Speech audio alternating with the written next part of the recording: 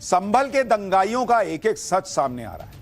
3 दिन से जांच में जो बातें पता चल रही हैं वो तो आप सुनेंगे तो हैरान रह जाएंगे कि सर्वे के विरोध की आड़ में किस तरह से संभल में हिंसा भड़काई गई। और हमने आपको डे 1 कहा था कि भाई ये सर्वे की लड़ाई नहीं लग रही, ये लग रहा है कि उपचुनाव में जो नतीजे आए हैं उससे एक बड़ी बौखलाहट पैदा हुई है, उसका भी नतीजा हो सकता है। और अब ऐसे ऐसे खुलासे हो रहे हैं कि खुद पुलिस भी हैरान है। कल इन दंगाइयों का पूरा कच्चा चिट्ठा जल्द आ जाएगा क्योंकि कल रिपोर्ट जमा होनी है और कल जुमे का दिन भी है, तो संभल में क्या कोई नया बवाल करने की तैयारी है, आज आपको यह भी बताऊं। लेकिन साथ में यह भी बताएंगे कि अखिलेश से लेकर ओवैसी तक अब इनके लिए नई टेंशन क्या खड़ी हो गई। क्या अजमेर शरीफ दरगाह के नीचे वैसा ही मंदिर है जैसा मंदिर होने का दावा संभल में किया गया था? वो कौन से सबूत हैं जो कह रहे हैं कि अजमेर दरगाह के नीचे शिव मंदिर हो सकता है? कोर्ट में ऐसा क्या दिखाया गया कि अजमेर दरगाह पर सुनवाई की अर्जी मान ली गई? आज पाठशाला में आपको एक एक डिटेल बताऊंगा, लेकिन पहले आपको यह बताता हूं कि संभल में क्या हो रहा है। लगातार दंगाइयों की गिरफ्तारी चल रही है और मैंने आपको कल ही कहा था कि योगी का लॉ एंड ऑर्डर का मामला एकदम टाइट है। ये करोगे तो भैया जेल में बैठो। दंगाइयों की पहचान की जा रही है, उनके पोस्टर छपवाए जा रहे हैं, हिंसा को लेकर चौंकाने वाले खुलासे भी हो रहे हैं। पुलिस लगातार कह रही है कि संभल में हिंसा सोची समझी साजिश के तहत भड़काई गई और मस्जिद के पास भीड़ हथियार लेकर पहुंची। पुलिस को एक आरोपी के पास से हिंसा वाले दिन की एक ऑडियो क्लिप भी मिली जिसमें एक शख्स दूसरे से मोबाइल फोन पर बात करता सुनाई दे रहा है और मस्जिद के पास सामान लेकर पहुंचने के लिए कह रहा है। पुलिस को शक है कि ऑडियो में जिस सामान की बात हो रही है वो कुछ और नहीं बल्कि तमंचा है, क्योंकि पश्चिमी यूपी में अक्सर अपराधी तमंचे के लिए सामान शब्द का ही इस्तेमाल करते हैं। पुलिस को यह ऑडियो पत्थरबाजी के आरोप में गिरफ्तार समीर के फोन से मिला है। पहले आप इस एक्सप्लोसिव ऑडियो का क्लिप सुनिए, फिर आपको संभल में हिंसा वाले दिन हुई फायरिंग पर जो नया खुलासा हुआ है उसके बारे में बताऊं। सामान लगा के लाइए, सामान है किधर? अब है जाओ इस पर जाओ मस्जिद से इधर को थोड़ी नहीं माली जा रहा, तरफ को तरफ मत यहाँ पे इधर भाई सामान लगा के लाइए, सामान है किधर?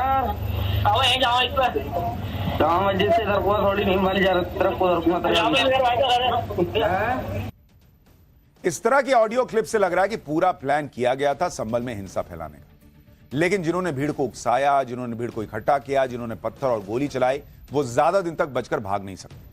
संभल हिंसा में अब तक 31 पत्थरबाज और दूसरे आरोपी गिरफ्तार हो चुके हैं।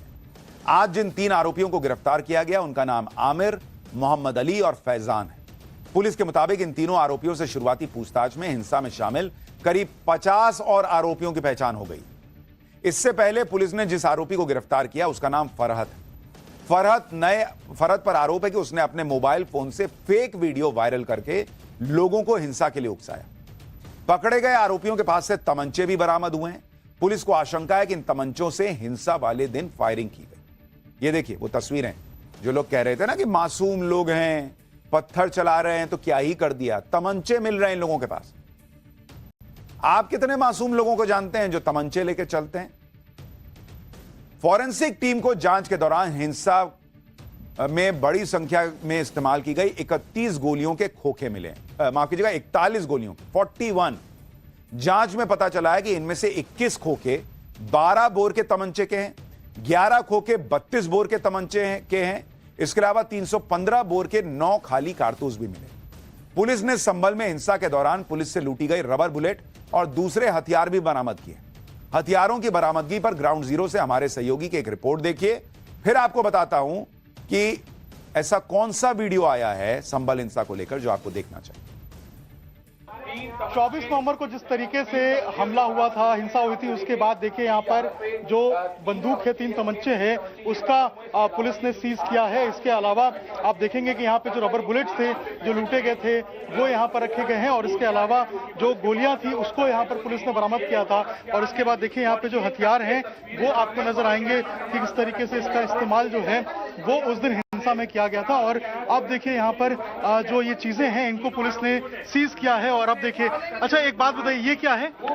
ये रबर बुलेट है। ये रबर बुलेट है, ये पुलिस से लूटा गया था क्या? जी जी, पुलिस से लूटा गया। तीनों क्या तमंचे? ये तमंचे दंगाइयों से बरामद हुए हैं जिनसे। और ये तीनों क्या है? ये 12 बोर के कार्टेज हैं, ये ब्लैंक कार्टेज है, ये प्लास्टिक पैकेट्स हैं।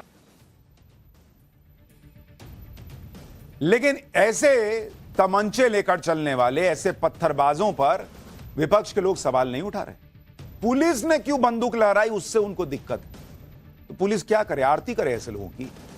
संभल में 24 नवंबर को हुई हिंसा में 4 लोगों की मौत हुई, जिसको लेकर यह नैरेटिव सेट करने की कोशिश की जा रही कि इनकी मौत पुलिस की फायरिंग में हुई, जबकि पोस्टमार्टम रिपोर्ट का हवाला देकर पुलिस साफ कर चुकी है कि जो मौतें हुई वो तमंचे की गोली लगने से हुई या फिर दूसरी वजहों से। इस बीच हिंसा में मारे गए अयान नाम के युवक की मौत से पहले का एक वीडियो सामने आया, जिसमें उसे हिंसा में घायल होने के बाद अस्पताल ले जाया जा रहा है। जब उससे घायल होने की वजह पूछी गई तो उसने कहा कि गिरने की वजह से चोट लगी। आप खुद सुनिए। क्या नाम है तेरा?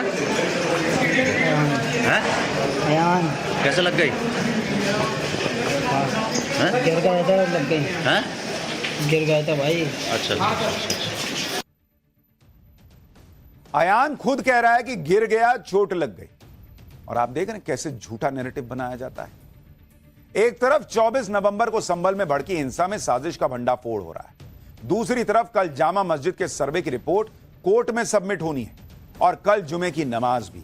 पुलिस नहीं चाहती कि संभल में जुमे के दौरान किसी तरह का बवाल हो, इसलिए संभल में सुरक्षा के कड़े इंतजाम पहले से कर दिए गए। संभल में जामा मस्जिद के आसपास ड्रोन कैमरों की मदद से लगातार नजर रखी जा रही है। इसके साथ ही मस्जिद से लगातार अनाउंसमेंट हो रहा है कि जुमे की नमाज अपने घर के पास की मस्जिद में पढ़ लीजिए। लोगों से शाही जामा मस्जिद में भीड़ न लगाने और अफवाहों पर ध्यान न देने की अपील की जा रही है। सुनिए वहां कैसी अनाउंसमेंट चल रही है।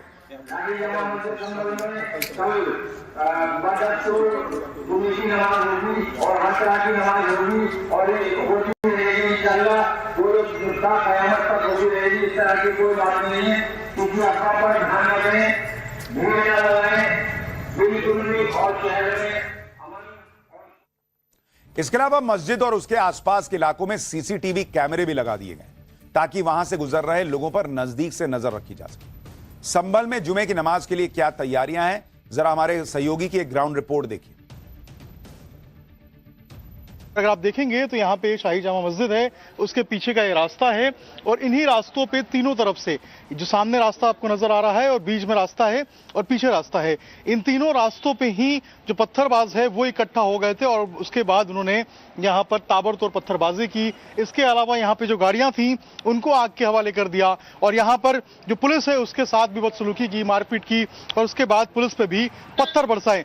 लेकिन कल जिस तरीके से एक बार फिर जुमे की नमाज होनी है, उसको लेकर प्रशासन अपनी तैयारियां जो है वो मुकम्मल करने में लगा हुआ है। अगर आप देखेंगे तो यहाँ पे जो सीसीटीवी कैमरे हैं उनको इंस्टॉल किया जा रहा है ताकि हर चीजों को मॉनिटर किया जा सके।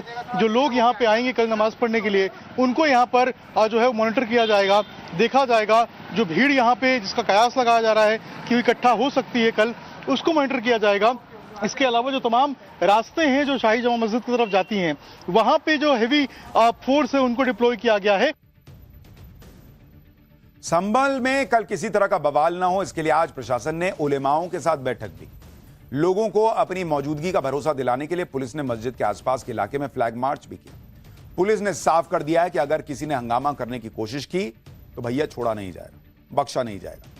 उपद्रवियों के लिए मुरादाबाद के पुलिस कमिश्नर के वार्निंग को भी सुन लीजिए एक बार। किसी को कोई हंगामा नहीं करने देंगे और कोई भी अगर उपद्रव करने की कोशिश करेगा उससे बहुत सख्ती से निपटेंगे। एकदम संदेश स्पष्ट है। पहली बार लोगों के बातचीत पर, लोगों के विश्वास के आधार पर हमने कोशिश की कि लोगों को बातचीत से ही वहां से हटाया जा सके, लेकिन अब जो होगा वो जानबूझकर होगा और अगर जानबूझकर कोई करेगा तो उसके साथ हम सख्ती से डील करेंगे। बॉस, ये योगी की पुलिस है, जो बोलती है वो करती है। लॉ एंड ऑर्डर मेंटेन करना है तो करना है, फिर चाहे नेता कितना भी चिल्लाते रहें। अगर भीड़ गलत काम कर रही है तो भीड़ पे एक्शन होगा। योगी की पुलिस संभल हिंसा के गुनहगारों के पोस्टर भी लगा रही है ताकि उनकी गिरफ्तारी के बाद संभल हिंसा की साजिश का पर्दाफाश हो सके। लेकिन संभल हिंसा के पत्थरबाजों और दंगाइयों पर यह कार्रवाई उनके हमदर्दों को हजम नहीं हो रही। संभल से समाजवादी पार्टी के सांसद और हिंसा के आरोपी नंबर 1 जियाउर रहमान ने हिंसा के आरोपियों के पोस्टर लगाने पर भी सवाल खड़े कर दिए। सुनिए उनको। माननीय सर्वोच्च न्यायालय के आदेशानुसार फोटो चस्पा कर ही नहीं सकते ये, और अगर फोटो चस्पा करेंगे तो इसका मतलब माननीय सर्वोच्च न्यायालय को चैलेंज कर रहे हैं।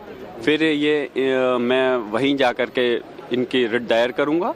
और जहां तक वसूलियाबी की बात है, वसूलियाबी उन लोगों से होनी चाहिए जिन्होंने इस संभल को आग में झोंका है, और संभल में आग में झोंकने का काम सीधा सीधा पुलिस प्रशासन का है। और इस चीज़ को मैं जो कह रहा हूँ वो किसी बुनियाद और आधार पर ही कह रहा हूँ।